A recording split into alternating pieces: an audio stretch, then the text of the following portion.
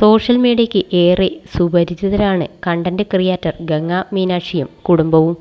മഴവിൽ മനോരമയുടെ ഒരു ചിരി ഇരുചിരി ബമ്പർ ചിരിയിൽ സ്റ്റാൻഡപ്പ് കോമഡി അവതരിപ്പിച്ച് വൈറലായ താരമാണ് ഗംഗ. ഇപ്പോഴത്തെ ഒരു കാലത്ത് തങ്ങൾ അനുഭവിച്ച ദുരിതങ്ങൾ തുറന്നു പറഞ്ഞിരിക്കുകയാണ് ഗംഗയും അച്ഛൻ മനോജും അമ്മ രാജലക്ഷ്മിയും. മനോജ് തൻ്റെ 3 മക്കളുടെയും അച്ഛനല്ലെന്നും തങ്ങളെ ഏറ്റെടുക്കുകയായിരുന്നുവെന്നും രാജലക്ഷ്മി പറഞ്ഞു. സോഷ്യൽ മീഡിയയിലൂടെയല്ല, അതിനു മുൻപ് തന്നെ എൻ്റെ ജീവിതം മാറിയിരുന്നു.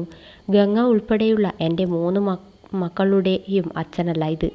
മഞ്ജു വേറെ വിവാഹം കഴിക്കാതെ ഞങ്ങളെ ഏറ്റെടുത്ത വ്യക്തിയാണ്. അന്നേ തന്നെ ഞങ്ങളുടെ ജീവിതം കുറേ മാറി. ഒത്തിരി അനുഭവിച്ചിട്ടുണ്ട്. പുള്ളിയാണ് അന്ന് ഞങ്ങളെ സഹായിച്ചത്. ലോകത്ത് ആരെങ്കിലും അങ്ങനെ ചെയ്യോ? വളരെ മോശപ്പെട്ട അവസ്ഥയിലായിരുന്നു ഞാൻ. എനിക്കൊപ്പം നിന്ന് ഏറ്റവും കൂടുതൽ അനുഭവിച്ചിട്ടുള്ളത് ഗംഗയാണ്. ജന്മം കൊണ്ട് അച്ഛനല്ലെങ്കിലും സ്നേഹം കൊണ്ട് അവരുടെ അച്ഛനേക്കാളും മുകളിൽ നിൽക്കുന്ന ആളാണ്. ഗംഗ 3ാം ക്ലാസ്സിൽ പഠിക്കുന്ന സമയത്താണ് പുള്ളിയെ കാണുന്നത്. കുറേ നാൾ കഴിഞ്ഞാണ് ഞങ്ങളെ അദ്ദേഹം ഏറ്റെടുക്കുന്നത്.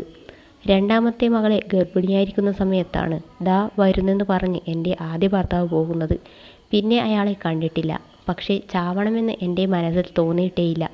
മക്കളെ വളർത്തണം, ജീവിതത്തിൽ പിടിച്ചു നിൽക്കണം എന്നായിരുന്നു മനസ്സിൽ. അത് കഴിഞ്ഞ് അയാൾ വീണ്ടും വന്നു. പോലീസുകാർ വീണ്ടും ഒന്നിപ്പിച്ചു. പക്ഷേ വീണ്ടും തരികിട കാണിച്ച് അയാൾ പോയി.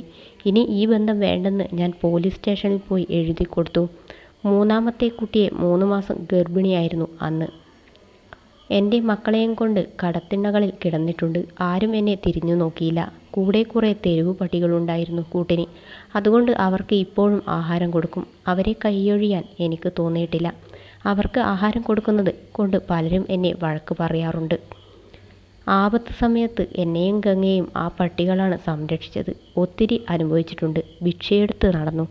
അത് പറയുന്നതിൽ ഒരു നാണക്കേടും എനിക്കില്ല. അതും ചിരിച്ചും കൊണ്ട് നേരിട്ടു. എന്നെപ്പോലെ അനുഭവിച്ച എത്രയോ പേരുണ്ടാകും. എത്രയോ നല്ല രണ്ടാനച്ഛന്മാർ ഉണ്ടാകും. അതൊന്നും ആരും അറിയുന്നില്ല എന്നാണ് രാജലക്ഷ്മി പറയുന്നത്.